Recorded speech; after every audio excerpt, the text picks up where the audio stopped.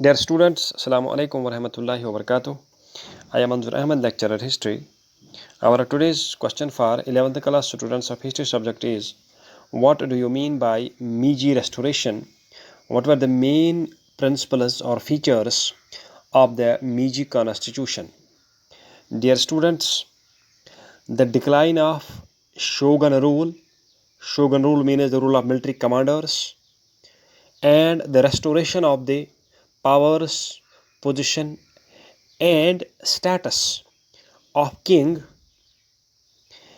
by the ruler Mutsuhito Meiji in 1868 in Japan is known as Meiji Restoration.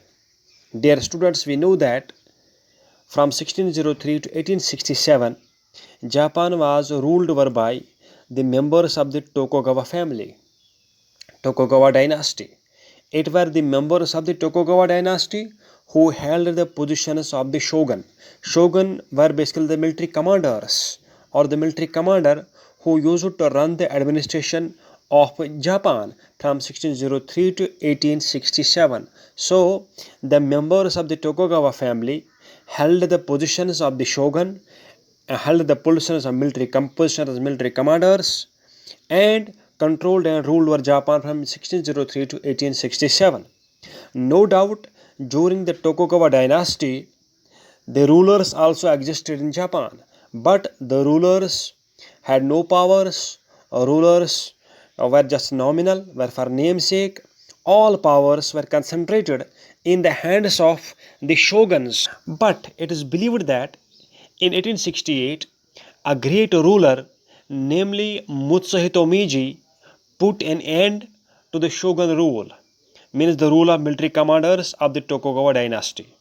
Mutsuhito Meiji put an end to the shogun rule in 1868 and restored the powers, the position, and the status of the ruler in Japan, and the restoration of the powers, position, and status of the ruler by Emperor Mutsuhito Meiji in 1868 in Japan by putting an end to the shogun rule is known as Meiji Restoration.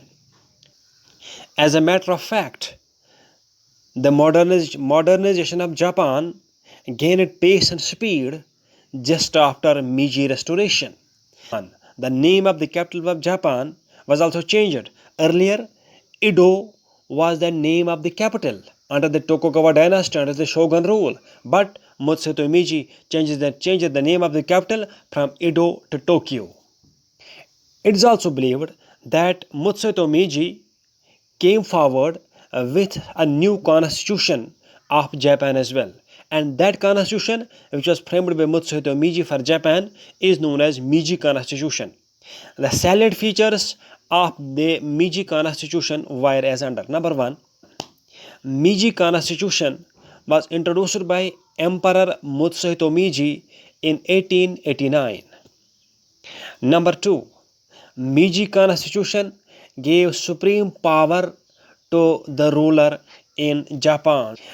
Number 3, the emperor was made the supreme commander of the army, and the shoguns, the military commanders who during the Tokugawa dynasty used to dominate all powers, used to have all powers in their own hands, but now their powers were restricted and all the powers were given to the emperor, to the king, and the king or the ruler was made the supreme commander of the army.